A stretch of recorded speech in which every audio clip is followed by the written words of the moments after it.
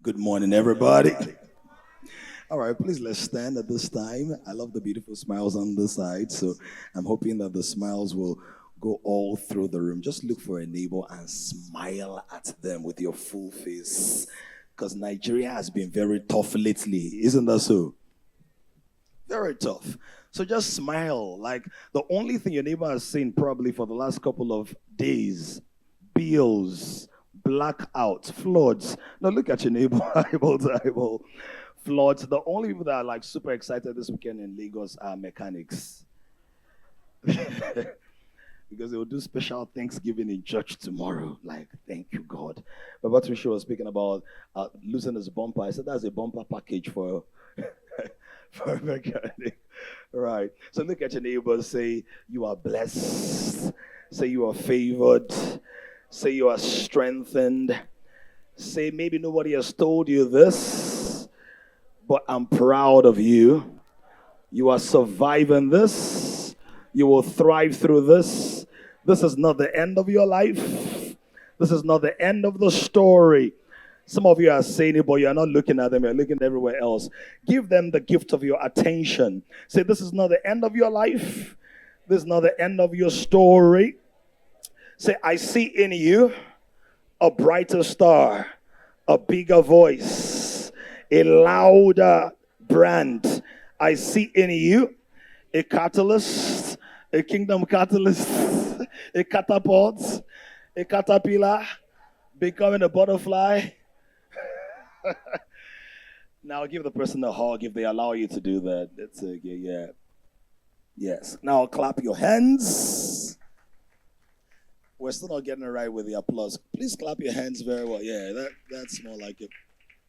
Before we're seated, I want to please join me in celebrating my sister, a bold, audacious, beautiful, fearless, intelligent, dynamic. That sounds like you're paying tax on it. We honor you. We honor your journey. We celebrate God's grace upon your life, God's gifts in you. Not a lot of people take on difficult matters.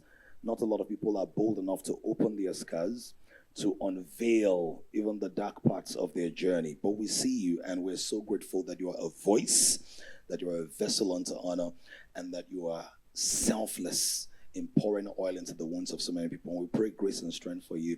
You will not be tired. You will not fail on this assignment. Whatever you see now is a seed of it. At some point, the compounding effect of it will become so catalytic, and everybody will be like, oh, okay, so that's what she was onto all along. But you won't get tired before that happens. My brother is here. Please celebrate the doctor. Akin Akikbelu. Come on, can you do raise the temperature? My brother, Dr. Akin Laja. How you doing? So, pardon? It's a happy New Year. Please be seated.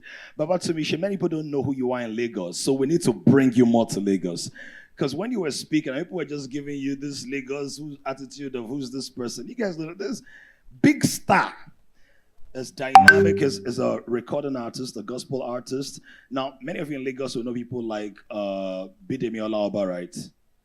So he operates in that dimension of grace and capacity and energy and authority. Please celebrate him. He's a voice of an artist, to compare MC. Please, can you celebrate with more passion? All right.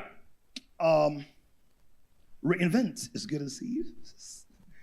Reinvent. I don't know how much time I have. I think 20 minutes. Oh, thank you very much. I appreciate it. This one is a setup. I'm not sure, because when I do sessions, we just we just flow. This is like the prayer. This is the icebreaker. Reinvent. What does it mean? Let me start with this. So I was at a particular store that many people in Lagos know, but they're not paying me for this, so I'll mention them of the brand. I was there yesterday, and what had happened was I was there the day before yesterday to buy a couple of things, but they had a new policy where if you buy their pastries, then they write something on a nylon bag, then you go and make the payment first, and then you come back and pick the pastries, right? So I was asking her what's going on. I said, because customers have started eating their pastries without paying. I said, wow, desperate times. So, however, I went to pay for the other things I had picked up, and then I forgot to go pick up my pastries. But I'm like, these days, whether it's 3,500 naira or not, I'm not going to so accidentally. I will go and reclaim what belongs to me. So I went yesterday to go and pick what belonged to me.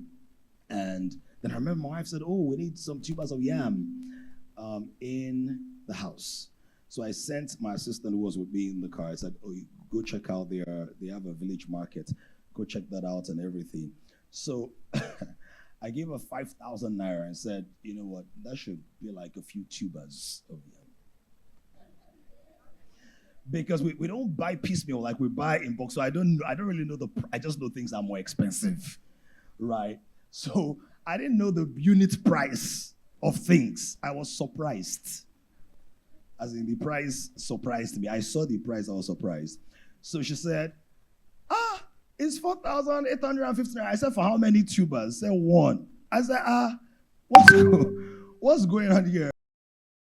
Because of yam, not tuberculosis. The yam was doing yama yama. So I started thinking, how are people surviving?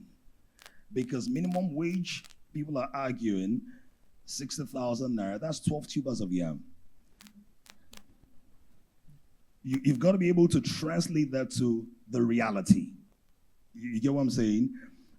If you're going to buy a pair of jeans, you're possibly going to be spending maybe like 7,000 or 10,000 or something like that.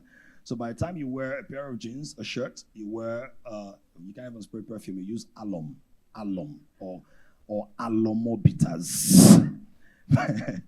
Or you suck nectar and spray it on your skin. By the time you're done, it becomes very clear that people are not breathing. It's an antithesis, if you will. It's good to see you, man. An antithesis, if you will, that one of the things that went viral before this administration is, let's be poor, breathe. But now, the poor are not breathing.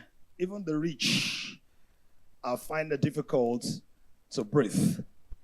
So what do you do in a system that seems stifling? Now, for many of us, we're feeling it economically. For some of us, we're feeling it emotionally.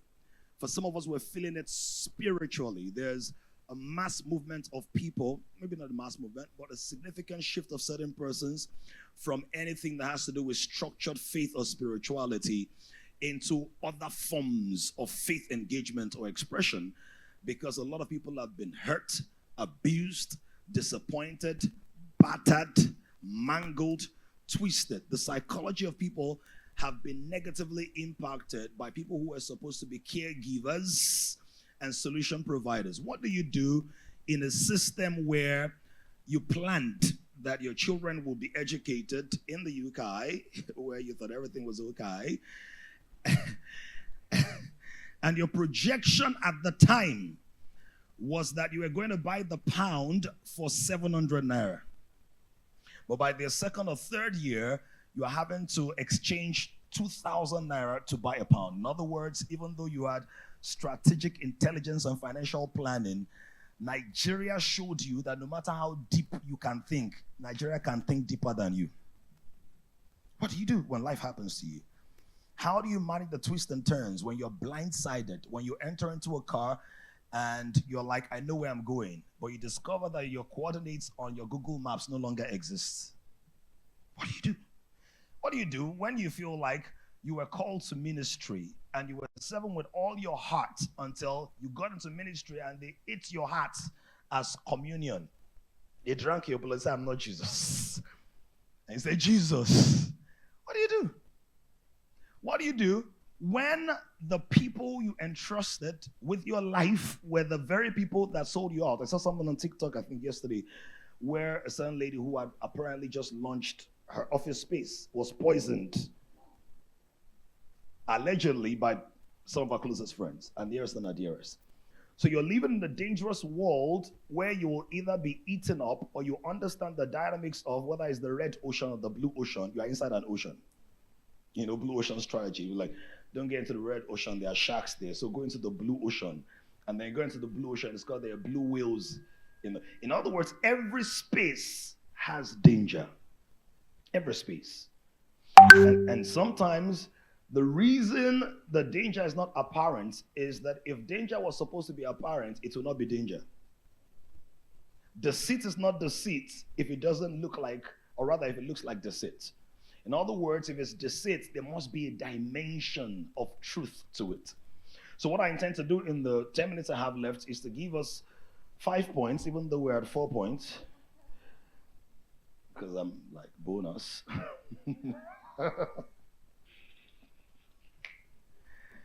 5 quick points for us to have some kind of framework to guide us. We have many brilliant speakers, many authentic communicators who are going to go deeper than I've done. Having the privilege of being the first speaker, I just want to give us like a framework that will help. Number one is you've got to regroup. You've got to regroup. You have to.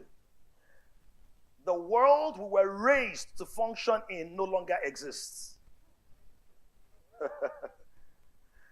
The churches we were raised in no longer exist.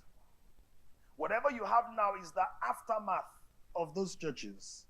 In other words, if anybody is a ministry or social work, your approach to ministry must radically change before it's finally crushed by the cyclical and accelerated wave. In other words, if you're doing church the way it was done before, you're actually just burying your ministry without knowing. And so what ministries are going to, and I play in that space, so I know not everybody understands that world, but I'll come to the world you understand, the money world and the business world and stuff. Right, so the ministries that are going to be here in the next 15, 20 years must begin to understand artificial intelligence and how do we begin to counsel people through robotics. Right. The era of the one-man show of if I don't touch you, you will not be blessed. I hope you know that era is, because whether you touch me or you don't touch me, I'm touching something that you are praying to touch. The dimension of grace that has now been released. So we must regroup. We must be able to say, the world has been shattered. How am I going to rearrange it? If you feel puzzled, you are not wrong. You're actually realistic. In other words, if you feel like your life is a riddle right now, you are not wrong. The issue is how you're going to solve the riddle. How you're going to put yourself together. So the first thing is regrouping, picking up the pieces that have either been broken or that have been lost or need redefinition. What could that look like? It could look like, hey, you know what? When I got into school, my goal was that I was going to become a fantastic influencer in the banking industry. And look at it right now. It doesn't look like I want to be in banking industry. What is going on in fintech? What is going on in artificial intelligence? There are so many tools right now, runway, like Sora, where with some prompts, you can generate qualitative videos faster than what's his name? Zeb Ejiro and Chico Ejiro from 20. You can create a movie right now. There's a full-length movie that's been generated by AI. I saw a video yesterday on Instagram where there was a frog, a jeweled frog, like blings on the back of it. I'm like, what? That's so nice. And then I looked at the caption, it was AI. Now I was thinking it was one of these very rare species of animals that had a fusion of crystals on them. AI was so crisp. So what is going to happen in the next 5 years when we have this kind of event, the person speaking to you will be the AI avatar or the holographic interpretation, but you will not be able to tell the difference. I'm not sure Nigeria will have it because I don't know whether the network will carry the image, but I've just been realistic. By the way, let me tell you something. If you are very hopeful about Nigeria changing, keep praying, but make a plan as if it will not. Make a plan for your personal life as if to not, because that's the way you empower yourself not only to survive through the changes, but to thrive in spite of what doesn't change. So the first thing is to regroup. Number two is to rethink. You must ask yourself, if I was to start this thing I started 10 years ago, and many of us, we have a history of great success in different areas of our lives. Maybe you're an author, maybe you do social work, maybe you are a communicator, maybe you're an MC, maybe you're a singer, maybe you're into real estate, oil and gas, blockchain technology, the academia, agriculture. You started with a template 10 years ago, 5 years ago.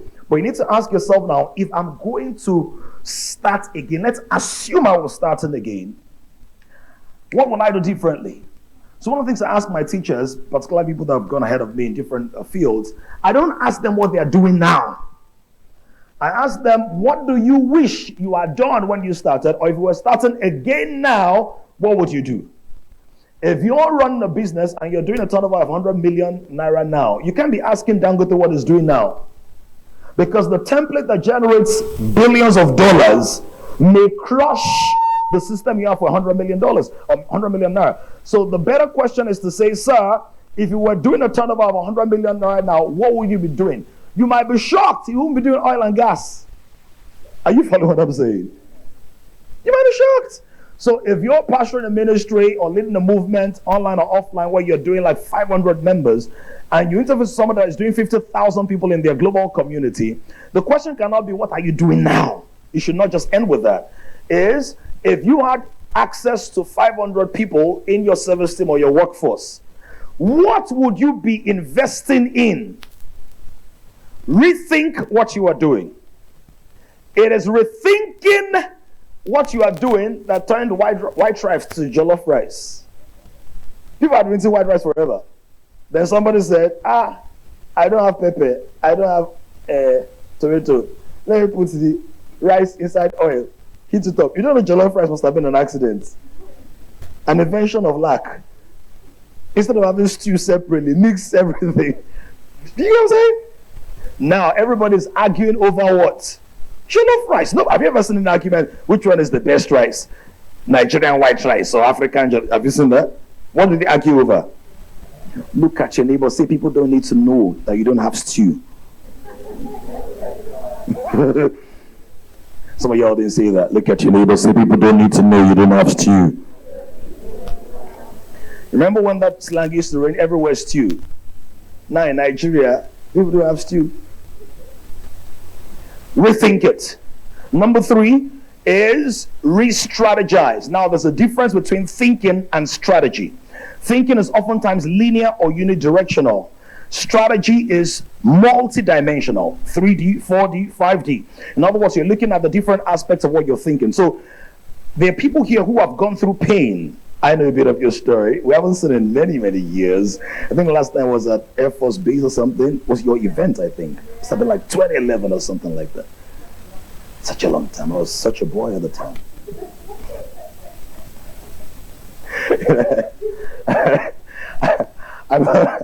My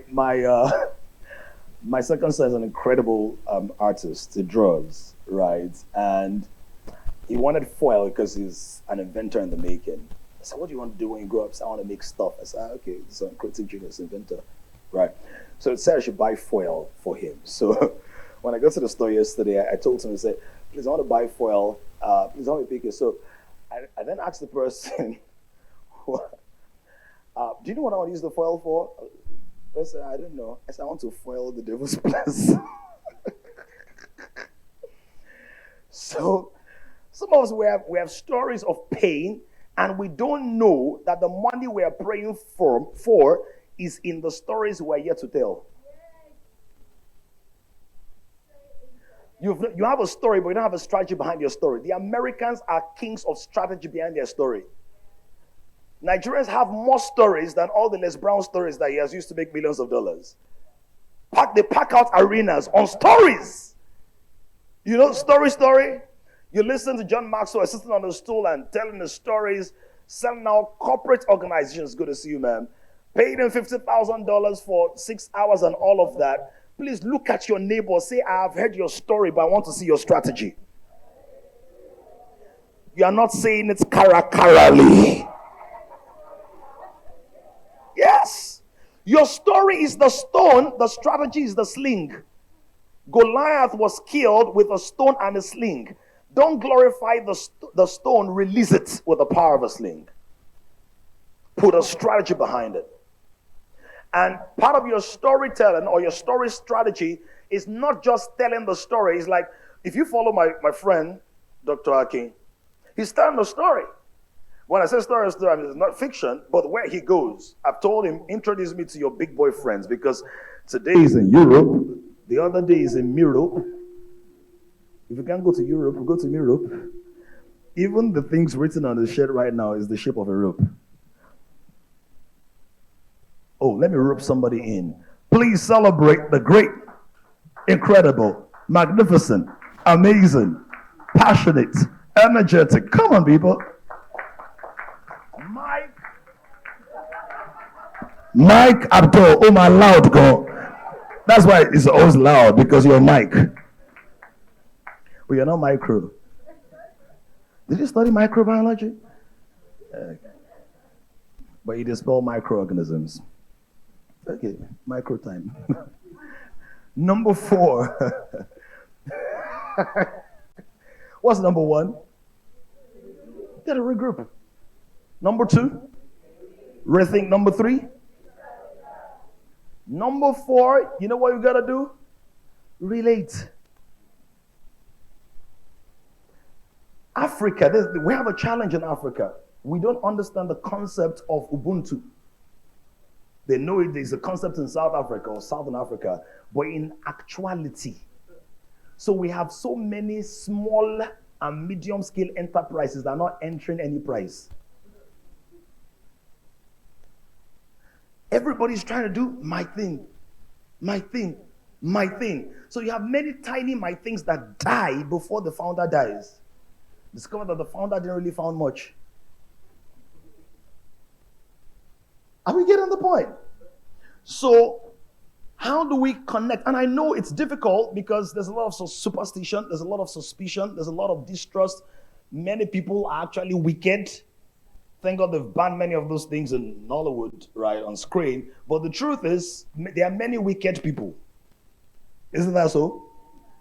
There are people who are wicked, and there are people that have weak heads. So when you combine a weak head with wickedness, so weak-headedness with wickedness, what do you have? I was going to say something, but let me not say it. They won't lock me out of the country. You've been banned from your own country, right? But so people are wicked. Now, I'm not trying to paint a picture of euphoria. People, they are wicked people. However, the elements in the ocean know that there is a way to survive in an ocean of sharks. Jesus didn't say, I'm ridding you of wolves. He says, I'm sending you as sheep amongst wolves. So that means there's the wisdom for the sheep to do well in the midst of wolves. And then it says that you should be as wise as serpents. So learn from wicked people to enter the system. How do wicked people enter the system? They don't say they are wicked. Many of us announce too much of what we're about to do and end up doing too little of it. So your first day in the gym, you're already carrying camera. Gym life, gym rats, gym this, gym bush rats, gym. OT exhaust energy to your colo. In other words, should I speak the English of it? OT exhausts the energy to your colo. There's a momentum that must be hidden. There are parts of your processes that need to be beneath the surface. That's the way you survive a wicked place. I hardly post anything online until it's like 90% done. If you see it online, it's already technically done.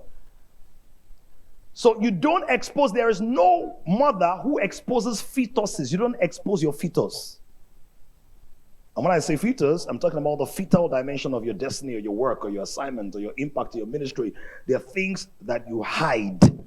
There's a reason there's a place called the secret place, and that he that dwells in the secret place of the Most High shall abide.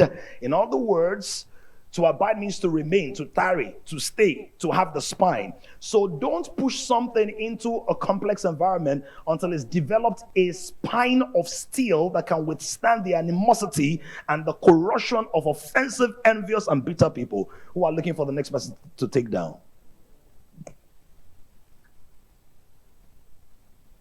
So you must relate.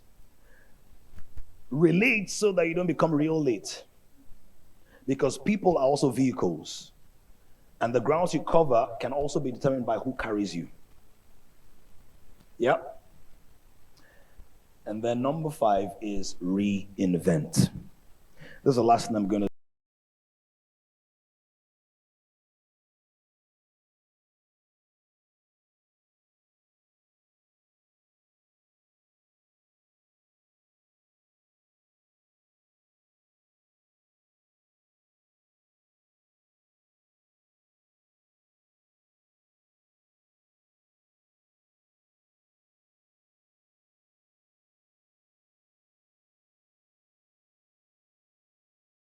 She said, you get it tomorrow. Version. You just, oh, oh my God. Thank you for today. Right. Reinvent. This version of you that you have, I'm not sure it can survive or sustain momentum and relevance for another 5 years. I'm not sure. Some guy behind one of the new emerging technologies, AI, this is what he said. Maybe I'll look for and send to you because you're very interested in that space. Do you know what he said? He said, for the first time in history, we honestly don't know what we ought to be teaching as curriculum for the next 20 years. We don't know. As in, the disruption has been disrupted. Which means that nobody can really tell you what kind of universities you will have in 20 years. That means that if you're in the field of education like my brothers are, you can't be fixed. You cannot be hard-lined. You must understand the fundamental philosophies, but not become addicted to the existing structures you think will deliver them. It's the truth. Everything has changed. I don't know whether you saw this, Mike. I stumbled on a piece of information that, can I say this on camera? Let me say allegedly, I'm not sure. But they say that Spotify, that they deploy some songs made by their own robots. And they install them on playlists to compete with the real musicians. And they pay themselves royalties for songs they created. So if you don't reinvent, how do you survive against a system that is creating competition for you? They say, we're going to help you, but we'll be your competitors as we're helping you. Are we getting the point here? Please ask yourself the question, if I was to kill this dimension of me, what is the resurrected format?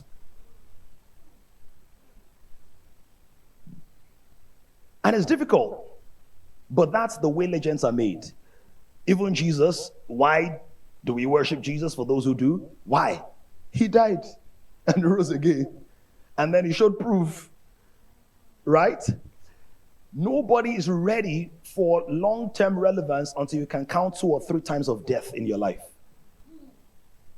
You must die to something you used to believe. If you believe the same thing at 50 that you used to believe at 25, you've wasted 25 years. When I say the same thing, exactly the same thing, there must be depth to it, or girth to it, or color to it, or shade to it. So some things are fundamental, but your understanding of their dynamism and how they apply must be different. Please high five somebody till their palms develop boils.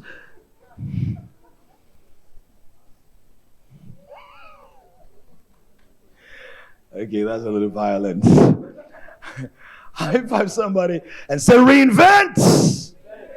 Please say louder, say reinvent. I like to break down words because I play in that arena a lot. It gives me the ability to understand or to deepen my comprehension. So almost any word I go into the etymology. Etymology is just a simple word for breaking it down to the original concepts behind the syllables in the word. So when I say the word reinvent, re, in, and vent. What is a vent? What is a vent? Because this has everything to do with breathing. A vent is the opening in an infrastructure or a space through which air goes out or comes in. That's what a vent is. So when you think about vents, think about a space of access for something. So when you think about prevent, what do you mean? Prevent is to stop the access of something. Ventilate, like ventilation window. Let something breathe. Look at your neighbor, say, let the poor breathe. Say, let the poor ventilate. Right? So, invent has to do with you allowing your internal dimension to breathe, to come out. That's why it says there's a spirit in man and the breath. Because when you're breathing, you are venting. That's why when somebody's angry, they say that guy, they vex. He they vent. You understand that? So venting is to let it out. So inventing is to go inside of you and say, what is this dimension of me that I've closed up because of a hurt? Closed up because of divorce. Closed up because of church abuse. Closed up because of doctrinal arguments. What part of me do I need to allow ventilation. The next version of you is never outside of you, it's always inside of you. This is the reason the person that blames externals is not ready for their next evolution. It's always inside. Look at the lilies of the field. They blossom from within. The unfolding of the flowers from within. Look at the little child. She grows in the mother's womb from within. Look at, I'm going to close right now. I'll owe you 10 minutes from the next event you called me to. From within, right? So you've got to breathe from within. This is the reason when you close your eyes, after you stop seeing the back of your eyelids, I hope you know that when you close your eyes, you're not blind. You're actually seeing. But what you're seeing is the back of your eyelids. You don't know. Do you think you're blind? I'm now blind. I now see. No? You're still seeing. So when you close your eyes, if all you're looking through are those ocular instruments or elements, that's your eyes, iris, pupil, and all of that, that's not how you ought to see. You ought to see with your imagination, images in action. You ought to see with that. You begin to see and you begin to see dimensions that have not been expressed before. I want to close with this. There is a dimension of you that God wants to release in the earth that needs to come out, and it's not going to die. Today, as the different people begin to speak, there will be illumination, understanding. Please make sure that you vent, reinvent, and prevent everything the enemy is trying to do with the damage you've experienced. Thank you for listening.